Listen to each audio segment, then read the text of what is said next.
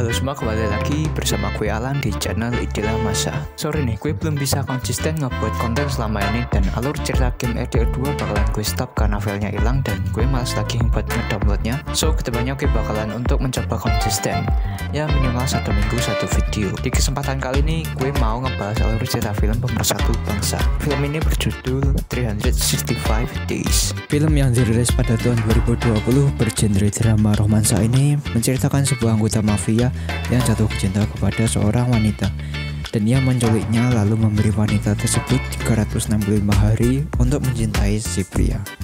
Sebelum itu, untuk kalian yang belum berumur 18+ atau mengidap dengkul kopong, jangan menonton film ini dulu ya, karena itu akan membuat semakin kopong dengkul kalian.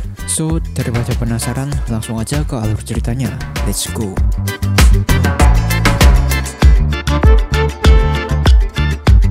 Gue akan memperkenalkan beberapa karakter di sini. Massimo dan Laura sebagai karakter utama di film ini. Lalu ada ayahnya si Massimo, Martin sebagai kekasih Laura, dan beberapa tokoh yang akan gue perkenalkan nanti sambil berjalannya alur cerita. Pulau Lampedusa, Laut Mediterania. Di sini nampak seperti dua kubu anggota mafia yang tengah bernegosiasi.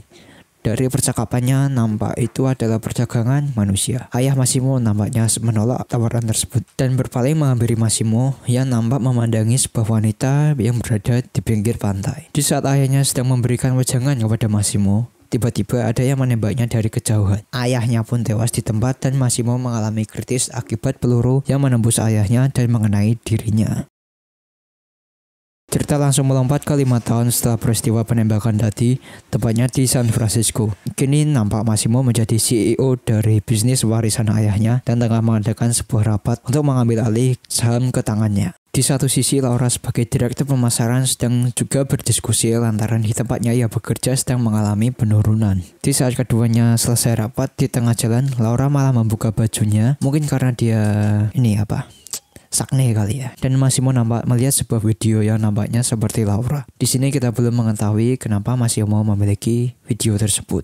Di saat Laura sampai ke tempat tinggalnya, dia mengajak pasangannya untuk bercocok tanam. Namun pasangannya enggan dan memilih untuk melanjutkan pekerjaannya. Alhasil karena sudah tidak terbendung lagi, hanya bisa menyalurkannya ke batang bergetar. Mesin pindah ke Massimo yang tengah terbang menggunakan jet pribadinya untuk pergi ke suatu tempat, mendapat kabar bahwa bisnis koka mereka mendapat kendala. Merasa kesalahan kabar tersebut, Massimo melampiaskannya ke pramugari. Di saat tengah merayakan pesta ulang tahunnya, Laura hendak pergi ke toilet. Ternyata Massimo juga berada di tempat tersebut. Mereka berdua sempat bertemu. Keesokannya, di saat Laura tengah berjemur, Laura mengeluh karena merasa hubungannya dengan Martin sedang tidak sehat. Martin yang pergi tanpa kabar lalu datang dan mengatakan dia sehabis dari Gunung Etna. Laura kesal karena Martin tidak mengajaknya bersenang-senang di hari ulang tahunnya dan beralasan kalau Laura memiliki kelainan jantung lemah.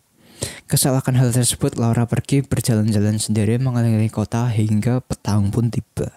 Pada saat dia berada di suatu gang, muncullah seorang pria yang tiba-tiba berada di belakang dan membiusnya. Keesokannya Laura terbangun di sebuah kamar yang tidak dia ketahui dia berada di mana. Pintu kamar pun dibuka kuncinya oleh seseorang, dan ini menjadi kesempatan untuknya melarikan diri. Massimo yang datang tiba-tiba seperti hantu pun sudah berada di belakang Laura dan ia pun pingsan. Setelah ia sadar, terjadilah percakapan di keduanya dan Massimo memberitahukan alasannya ke Laura kenapa dia menculiknya. Massimo juga memberi bukti bahwa Martin, pacar Laura, ternyata selingkuh. Dia juga memberikan kesempatan waktu selama 365 hari untuk jatuh cinta kepada Massimo, bukan karena paksaan melainkan karena kemauan dari Laura sendiri.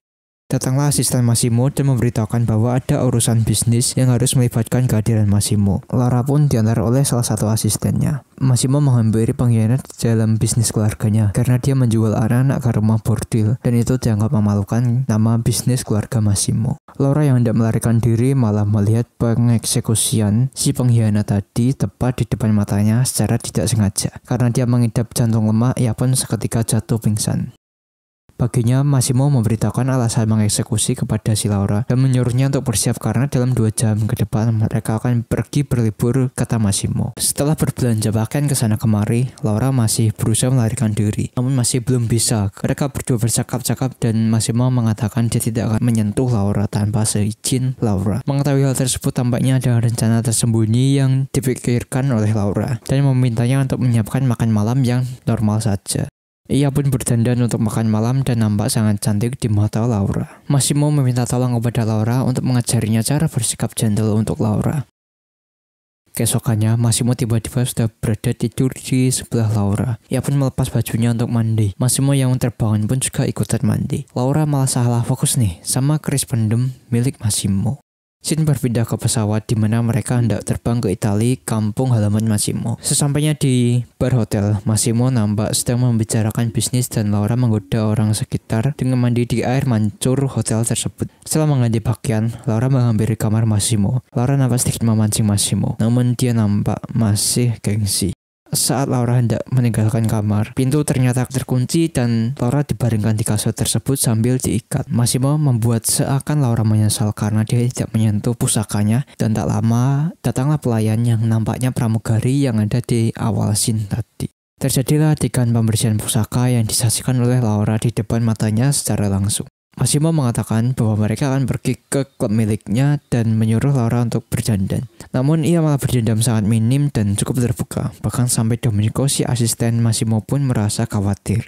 Sesampainya di klub, Laura nampak menggoda para lelaki doyan jajan dengan tatapan yang menggoda dan pakaian yang mendukung. Tak hanya sampai di situ, ia pun menarik di tiang dan hal tersebut mengundang para lelaki doyan jajan menghampirinya dan ia hampir di K3 NTU. Melihat hal tersebut, Massimo tersulut emosi dan menembak peluru ke tangan pria tadi. Akibat kejadian semalam, Massimo dan penasihatnya berdebat hingga terdengar oleh Laura. Mereka bertengkar dan Laura terjatuh hingga mengalami pingsan. Setelah sadar, Massimo memintanya untuk beristirahat. Namun Laura menahan tangannya. Dan sampai di sini pahamlah apa yang akan terjadi selanjutnya. Hampir setiap sudut kapal tersebut dipakai mereka untuk bercocok tanam. Setelah dirasa cukup puas, Massimo mengajak untuk pesta dansa. Di saat mereka telah berdansa, datanglah seorang wanita yang nampaknya ia adalah mantan Massimo dan mengatakan ia akan membunuh si Laura. Setelah berpesta dansa, Laura hanya mengenakan handuk di tubuhnya karena hendak mandi. Tiba-tiba datang si Massimo dan tanpa basa-basi langsung bercocok tanam. Setelah CDL atau trot dalam, Massimo mengatakan bahwa Laura akan diantarkan ke bandara oleh Domenico dan akan diterbangkan ke Polandia. Laura sepertinya shock mendengar perkataannya tadi. Mungkin dia mikirnya si Massimo itu CAG ya, cream pie and goodbye. Di saat perjalanan ke bandara, Domenico mendapat telepon dan hanya menyuruh Laura untuk menunggunya di Warsawa. Setelah sampai ke kampung halaman Laura, ia menemui temannya yang bernama Olga. Ia curhat mengenai hal yang terjadi kepada temannya selama ini. Karena Olga merasa ada hal yang tidak Laura katakan, Olga memberinya sebotol orang tua dan yang seperti ente ketahui lah, kalau orang mabuk itu gimana. Mereka berdua lalu pergi untuk memanjakan diri dan merias diri. Kini Laura memotong rambutnya dan ia semir blonde. Berarti gendernya sekarang ganti dong, menjadi petit blonde cream pie and goodbye. Mereka lalu pergi dugem dan Olga mendapat minum gratis dari cowok yang sekiranya belum ia kenal. Bungkus bang, asal jangan buy one get two. Tak lama, Martin alias si mantan Laura kini datang kepadanya dan memohon untuk mengobrol dan menjelaskan pengecerotan yang dia lakukan kepada wanita lain. Martin terus mendesak Laura untuk membicarakan lanjutan hubungan mereka. Namun di sini nampak Massimo yang berada di apartemen Laura. Martin yang mengetahui hal tersebut lalu meninggalkan mereka berdua. Massimo memuji penampilan Laura, namun ia merasa Massimo sangat egois. Adegan bercocok tanam petit blonde pun terjadi. Namun kali ini tidak cream pie and goodbye. Massimo berniat menjadikannya pasangan hidup. Mereka berdua lalu menghadiri pernikahan saudaranya Laura dan Massimo berkenalan dengan orang tua Laura. Keesokannya Laura mengabari bahwa ia tidak enak badan dan meminta untuk sahabatnya Olga untuk menjadi salah satu orang untuk menemani Laura dalam pernikahannya. Olga dan Domenico menemani Laura untuk percobaan gaun pengantin yang akan ia kenakan kelak. Di saat perjalanan pulang, Laura menelepon Massimo. Di saat bersamaan, Mario mendapat kabar bahwa Laura akan dibunuh. Mario yang hendak menelepon bosnya juga tidak bisa karena Massimo sedang dalam panggilan lain. Mario pun bergegas untuk menghampiri bosnya. Tiba-tiba telepon terputus dan mendapati Mario sudah berada di sana. Tanpa bicara sepatah kata pun, tampaknya Massimo tahu apa yang terjadi. Dan film pun selesai.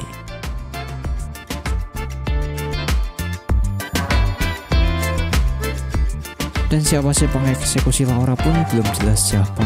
Apakah Laura masih bisa selamat? Apakah itu komplotan yang sama saat menembak ayahnya Massimo, atau mantannya Massimo yang mengancamnya akan membunuhnya, atau anggota mafia yang balas dendam kepada Massimo karena dia menembak orang tersebut di bar milik Massimo? Coba tulis di kolom komentar apa pendapat kalian. So, cukup sampai di sini dulu. Terima kasih yang sudah menonton. Buat yang belum subscribe sekarang juga, dan kasih gue like jika kalian suka video ini. Gue Alan, see you all next time and peace.